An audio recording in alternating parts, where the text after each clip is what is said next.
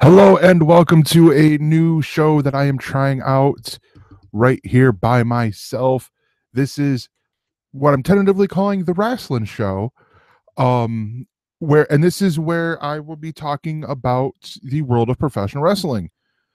Um when I'm recording this on Monday, uh December 9th, and yesterday was the Hell in a Cell pay-per-view by the WWE.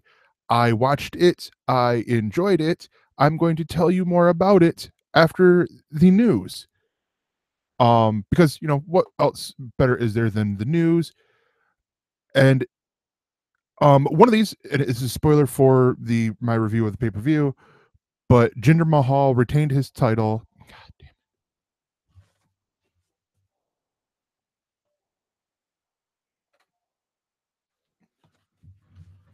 Why is it no one calls you when you're doing something that you want to talk to? So getting back to it.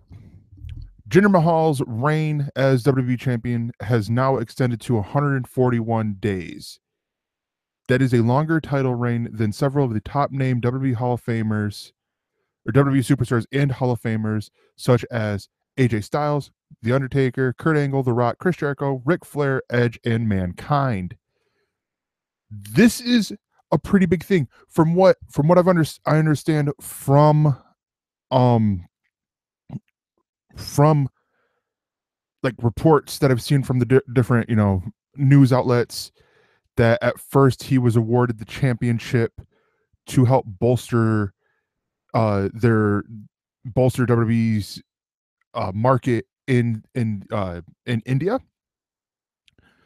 but he's become a good champion. He's a great heel.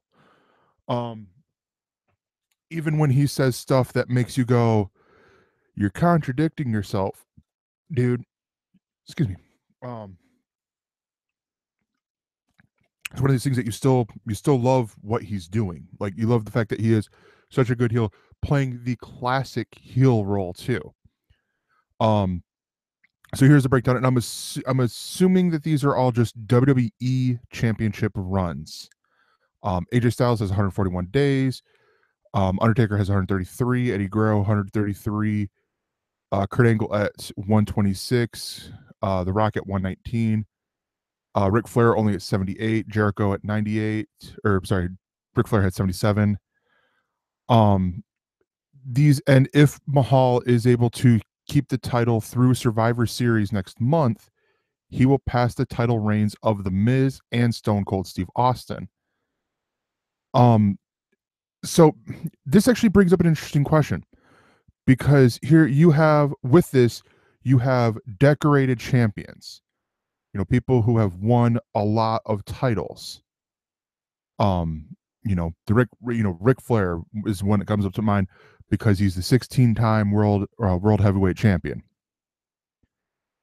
And so to see this, it almost makes you wonder what title reign or what matters more when you look at it in history: the length of a single title reign, or the number of times that you have held the title. Because you look at it with the fact that John Cena is closing in on 16. As soon as he if he wants to and go for another title, he could tie Ric Flair for the 16 times world heavyweight championship, and he's still towards the tail end of his prime, but still in his prime. This is something that I thought Triple H would do, in all honesty. Just because of the fact that I believe he's at 14 and Randy Orton's at 15. It's where it's like, and I figured, especially with the relationship that Triple H has with Ric Flair, that I could see this. He gets caught up, Ric Flair gets another title run out of it. Now this was back during the his last WWE run, where he was having the every match was his career match, where it ended with him versus Shawn Michaels at WrestleMania. But I wonder about this because and I'm blanking on who it is specifically, but I do know.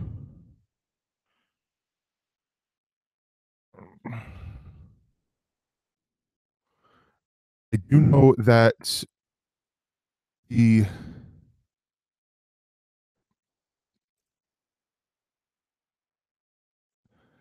the length of the longest reigns is, it is really hard to beat. I mean, Bruno Sammartino held the title, from looking at this right here, for 2,803 days. That's something that, I mean, I'm looking through it on Wikipedia here. I'm trying to find, because the one that comes the closest, I believe, is CM Punk. I'm nowhere near. There we go. CM Punk, and he only held it for 434, or 435, as WWE recognizes it. So it's one of these, like, I question, whether it is the smart thing for WWE to have, to go for more length of title. Um, because it seems like you're gonna have people wanting the championship reign, to someone to get up to the top. And even you look at the top three, there's another one, and this is because this is, get back in the day. This is, um scrolling back up to the top. This was in 63. So from 63 to 71, Bruno Sammartino held the title. And you don't see something like that until Bob Backlund, where he held it for 2,135. And there is an asterisk on there because they changed the name of the title and all that stuff. But anyways, it's one of these things, like even when you're looking to a little bit more modern history, 84, Hulk Hogan held it for 1,474 days. That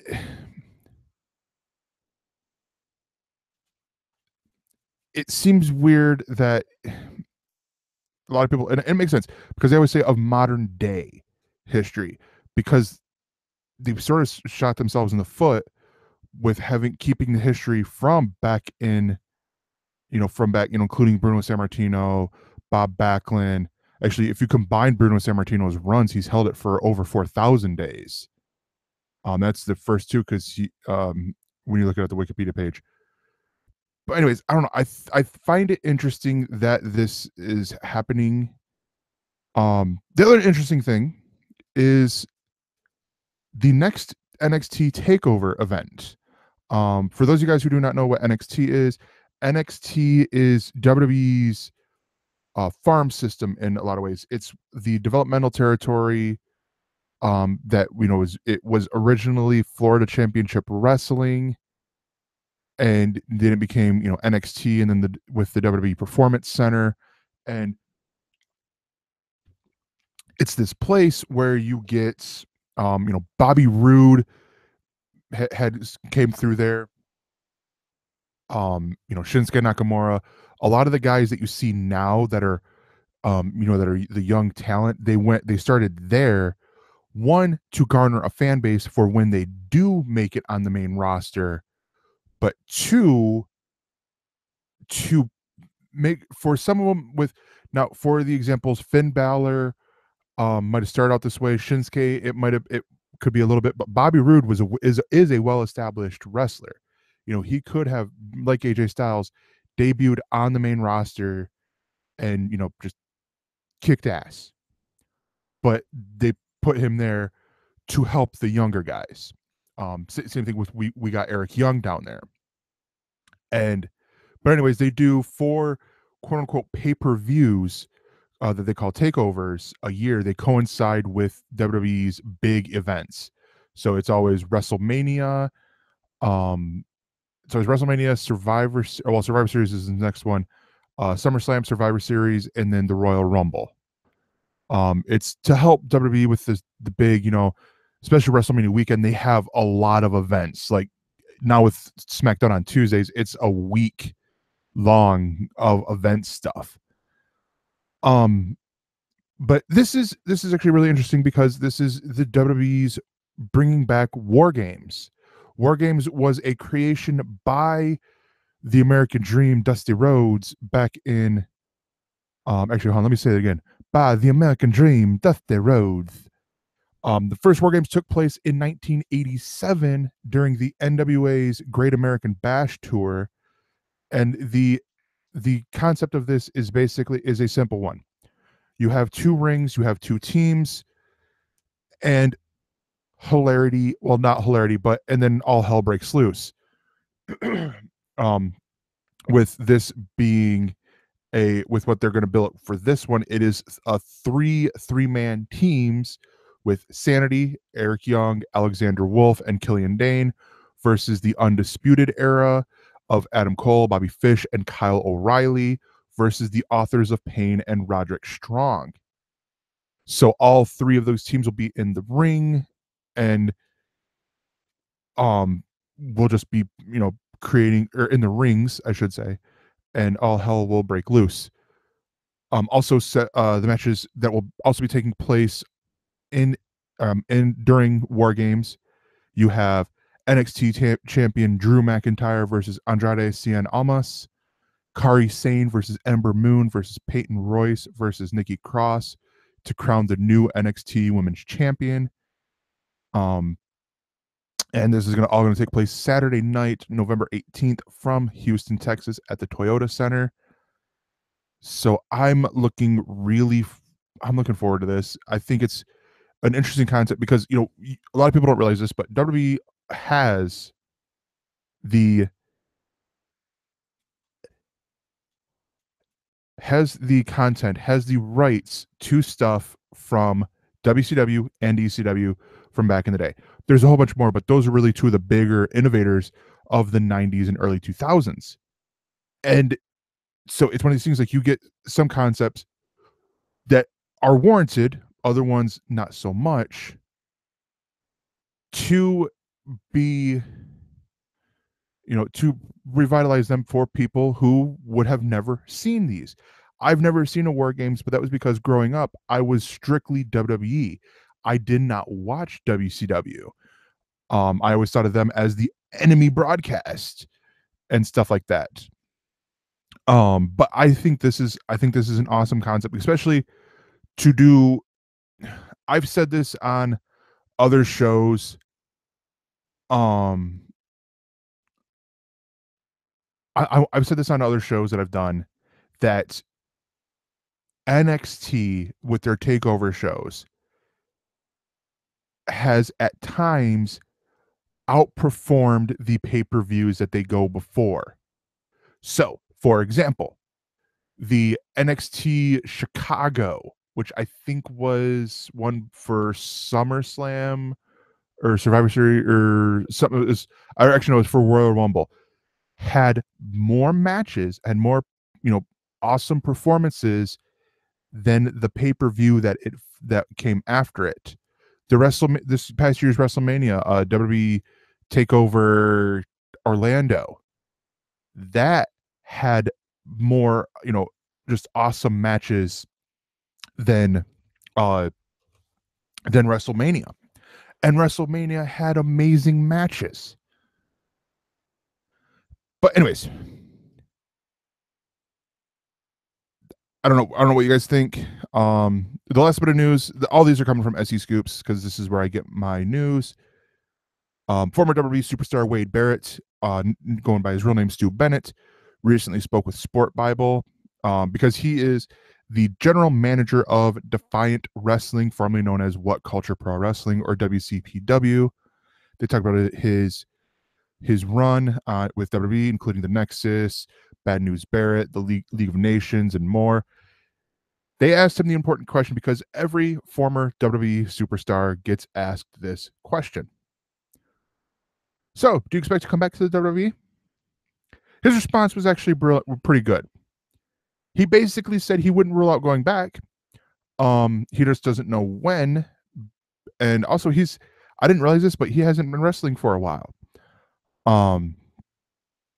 He's been doing more more behind the scenes stuff and doing other things that interest him. But he said he feels like he's left the WWE on well enough terms to not exclude the possibility of him one day coming back. It probably won't be soon, but it could happen. The other thing from this article that I want to point out is, and it's something that I liked about the pay-per-view. The ring announcer for the pay-per-view, and he is the one who does the ring announcing for the SmackDown side of things. His name is Greg Hamilton. Great name there, my friend. And Taz, the suplex machine, tweeted, "The ring announcer is a mark for himself with this one fall shit. Where's Chimmel? Hashtag HIAC or Hell in a Cell." So, for those of you guys who do not know what Taz is talking about, the ring announcer, because a lot of fans have started going when because they always go, the following match has been scheduled for one fall, and then they would go to introducing the two, introducing the challenger, or introducing in this corner, or introducing first, something like that. Well, a lot of the fans have started doing an echo of one fall. So he'd be like, the following match has been scheduled for one fall. One fall. And what he's been doing is this. And I noticed it too.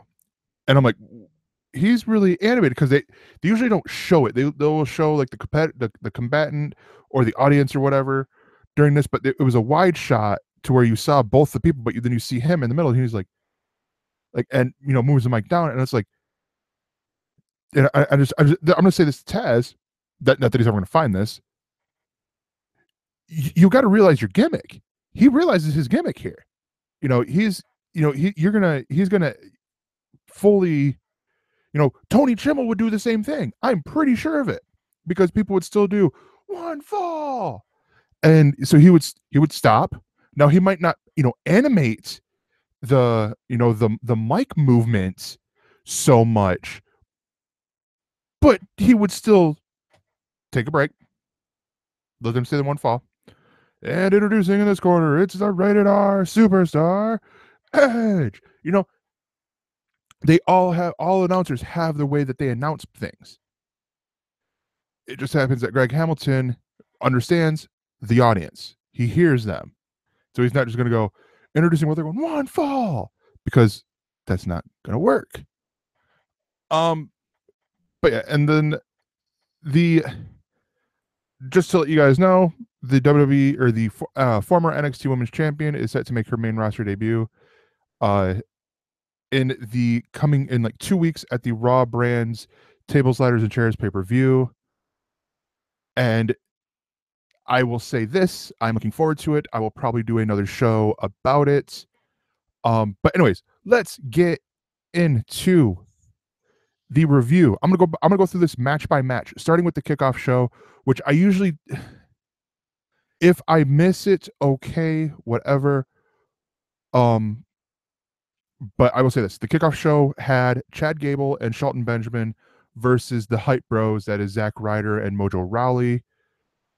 And this is doing something that I can see, because it's lived its purpose, and it is the continuation of the dissolving of the Hype Bros. Now, for those guys who do not know the storyline, the Hype Bros they have been getting into fights after the matches, because the fact that it's not that they're not getting along, it's just that they've been losing matches that, Zack Ryder feels like they should win and all this stuff. But this does another thing. This is cementing Chad Gable as a solid wrestler. We already know it's because he's an Olympic gold medalist. Um, but it's showing that he can partner with just about anyone.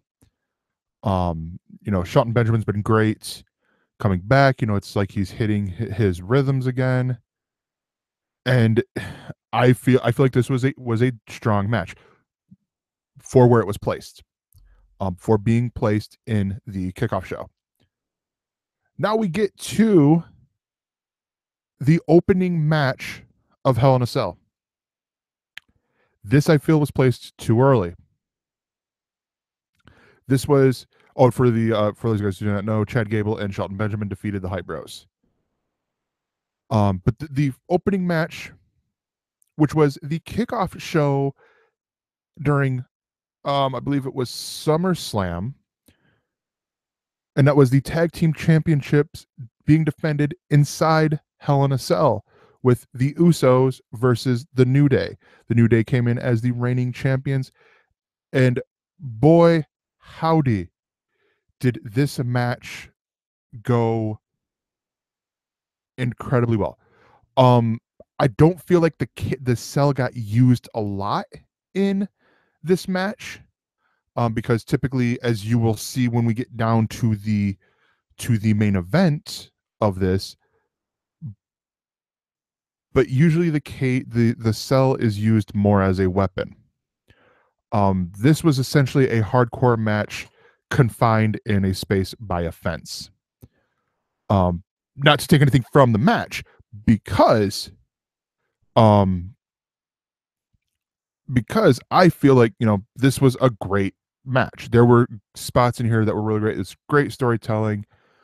The rumors with this whole, because, again, going back to the story I said before with the short title, or with the title reign of I am blanking on, of Jinder Mahal, you have here they're wanting to hit the Dudleys tag team title record, and this one is a tricky one because they're including, well, much like the Ric Flair one, but I digress.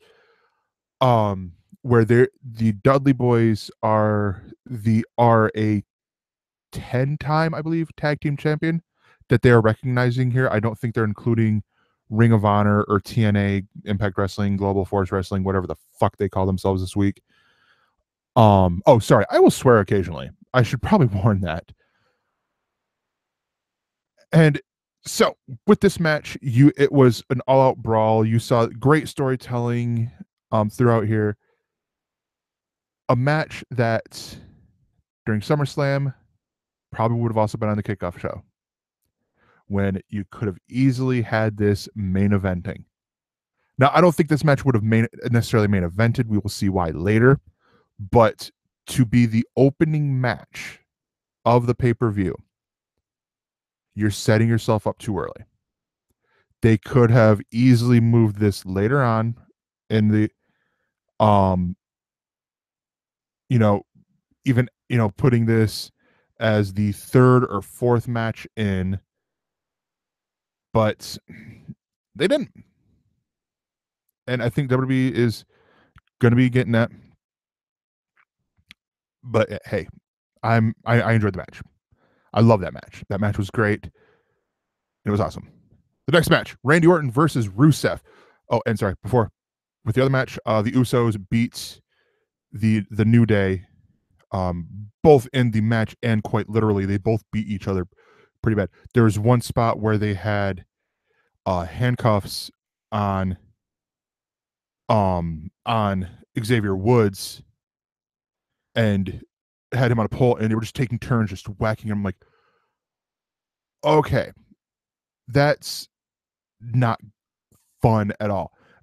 They've also had a couple other moments where they did use the cage, but still, it was, it was creative ways. I'm enjoying this series that I'm seeing with the New Day, and the Usos. But yeah. Anyways, the next match, Randy Orton versus Rusev. This one, I mean, it was an okay match. There was nothing wrong with it, but it was just an average match. I definitely feel like it came down it with if it was placed at the opener, not the kickoff, but opening the pay-per-view, it would have been a fine match. It would probably would have been better. But you're following that tag team titles match, and it's like, well, it's sort of like, okay, you got this big peak, and then okay, we're gonna take this, relax a little bit, and we're gonna come up here, sort of deal. It's like I see why they did it, but at the same time, it's like, all right. Randy Orton, of course, beat Rusev, the Bulgarian Brute. And part of me hopes that rivalry goes away a little bit. Because I would honestly like to see Randy Orton work with a younger wrestler. I would love to see him continue working with Aiden English, who's been tied to Rusev recently, but still, it's sort of like, Rusev can work with anyone. Rusev is already established. Aiden English right now is a gimmick. And Randy Orton, I mean, with the spot he's in now in the WWE, he could start working classic matches with these young wrestlers and help build up the future generation. Speaking of future generation, the United States Championship triple threat match.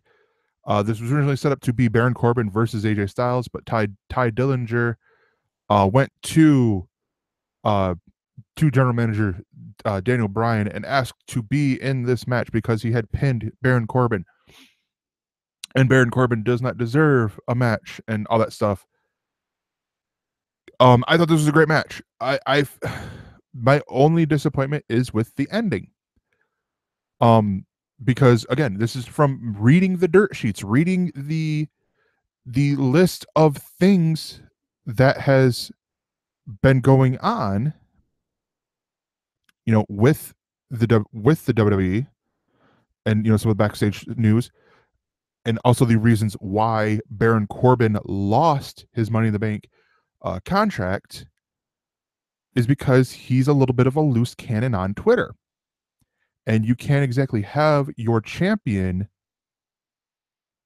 behave like that, where he's calling out servicemen and women over the internet and then giving the lamest apologies afterwards. Now, maybe this is me just, looking like saying he needs to suffer a little longer. Well, not suffer, but, he needs to be punished a little longer. But that's just sort of how I feel. Like, I like the whole, now, unless, Tuesday comes around and AJ gets his rematch because he's the champion and champions get their rematch clauses. Which is sort of something I hope that happens with the New Day as well, to go back to them, where they get their rematch and either they retain and then they have their next match and then they defend, they successfully defend, or they lose and it goes to another tag team champion or another tag team duo. Because I feel like SmackDown needs to work on their tag team division a little bit here.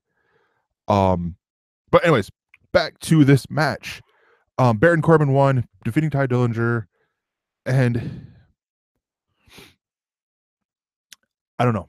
I'm hoping this extends the feud. But at the same time, if this does end it, and the feud now goes to Baron Corbin and Ty Dillinger, and we get AJ Styles working some classic matches with someone he may or may not have faced numerous times over in Japan. A certain artist in the WWE right now. We will have to see. The next one is the Women's Championship match: Charlotte Flair versus Natalya. This match, I like how they played this match. This was a classic match. And this is where, and I'm getting this, I'm getting the rundown from, just so it's so fresh in my head, from CBSSports.com, where they have, and they have graded, or grades for all the matches. And this is where I don't agree with the grade. This was a solid B plus A minus match. They have it graded as a C.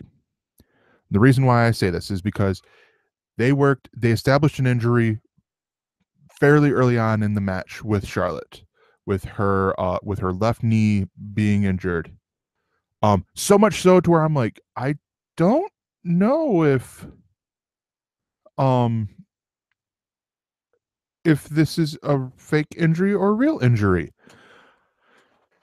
But we have this getting set up because on a twofold thing.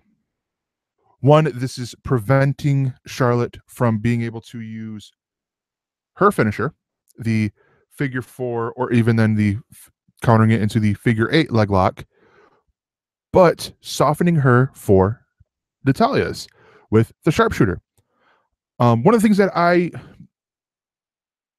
enjoyed with this match is the fact that that I liked with this match was that the announcers were talking about the history that would have been made had Charlotte won the championship, because she would have been the first woman to win in WWE to win the NXT Divas Raw Women's Championship and now SmackDown Women's Championship. Which is something that it is one of those, asterisky things which could have been resolved which could have been, proven not true had Mickie James held the NXT title when she came back to NXT for, really, or when she came back to WWE and re-debuted in NXT for a really quick minute. But all in all, I enjoyed this match. This match was really good. They had the big spot at the end, which then the one thing I didn't really like was the ending. I get it, but at the same time, it was one of those like, all right, so Natalya is a full-blown heel now, because she hit and attacked her after the match and all that stuff, getting disqualified to retain her title, because as we know, championships cannot be transferred by disqualification. The WWE Championship was next. Jinder Mahal against Shinsuke Nakamura, as you already found out from the news. He defeated Shinsuke. This was a solid match. The one thing I really wish could happen is Jinder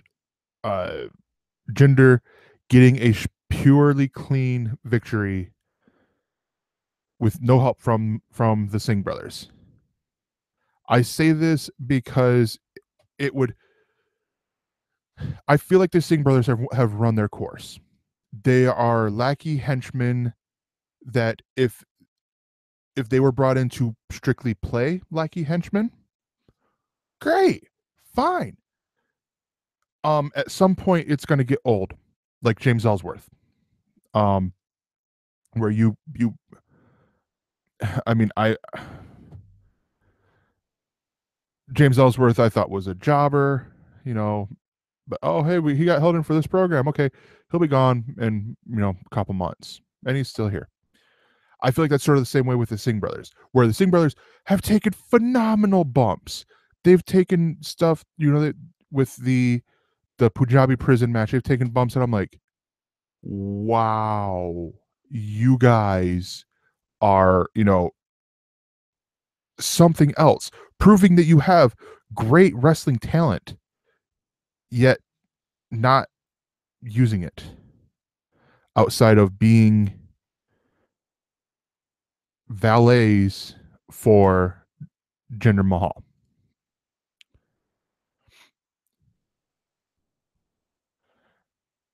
The next match was the glorious Bobby Roode versus Dolph Ziggler.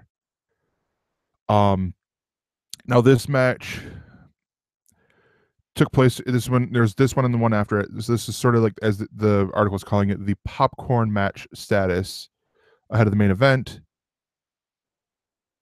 This is sort of I don't know if this is going to extend the feud, which I would love, but I feel like with the Dolph Ziggler reinventions of himself throughout the past few weeks, I feel like those have sort of lost their luster when you go after Bobby Roode, who, yes, has a glorious entrance.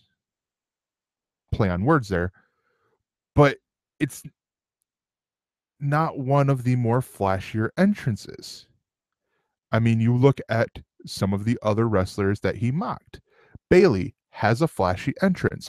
John Cena has a flashy entrance.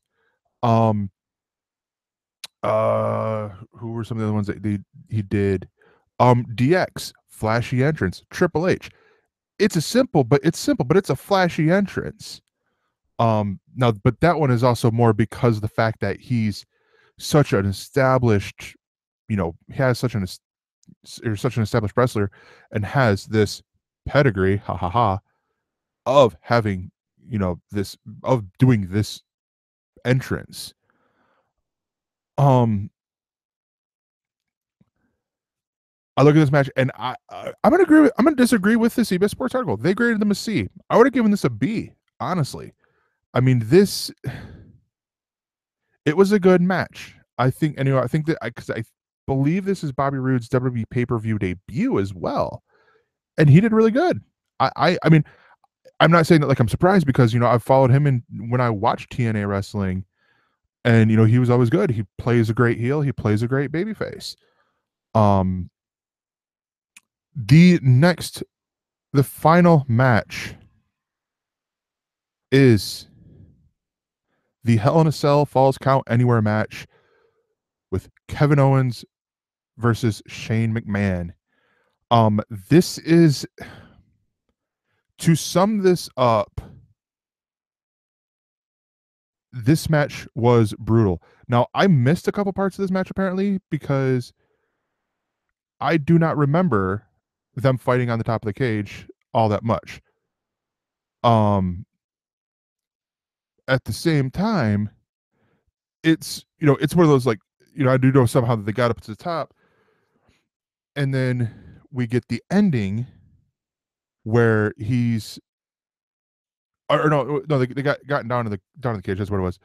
But Shane McMahon has Kevin Owens on top of the table, on top of the announce team's table, and not the Spanish announce team's table. I will add, because usually when those things happen, it's the Spanish announce team's table that's getting fucked over. But the English guys, and oh my God, you would have thought the Undertaker threw him off that table, or threw him off that cage. I don't know how Shane does these big bumps. He's done them throughout his career, and it's one of these things that, like, I look at this and I just go, and he's not coming back for 3 months. Now, keep in mind, like 3-4 months ago, it wasn't that long ago, Shane survived a plane crash, or not a plane crash, a helicopter crash. I'm either starting to think one of two things: either he's an alien and we are just now finding out about this. The dude's got unbreakable skin, like he's like Luke Cage or whatever, where he can survive this and just get up later on. Or the dude is crazy as hell. I think it might be the third one, but I don't know.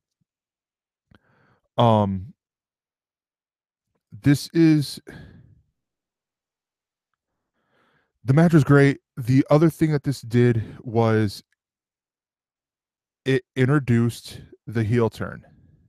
No, not for Shane, for Sami Zayn. Something that I haven't seen, I never saw coming.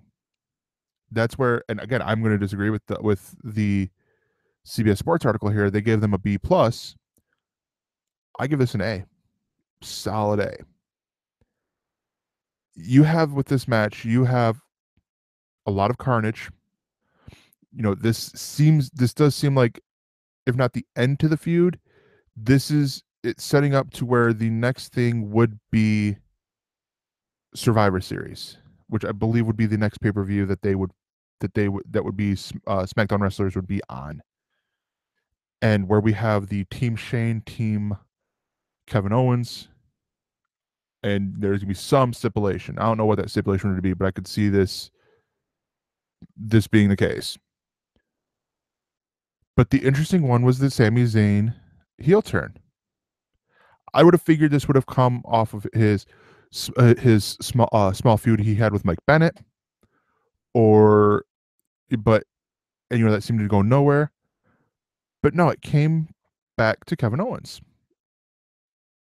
I don't know, but these are just my opinions. The next pay-per-view that we have up is TLC. This is the Raw pay-per-view. This is coming up in 2 weeks, so I'll probably do something with that too. And so let me know your thoughts. You can leave them in the comments right here of this video if you're watching this live, or you can always send me a message on Twitter. I'm at that Gregor, and I will see you next time as I talk more wrestling. Enjoy your day. Oh, wrong button.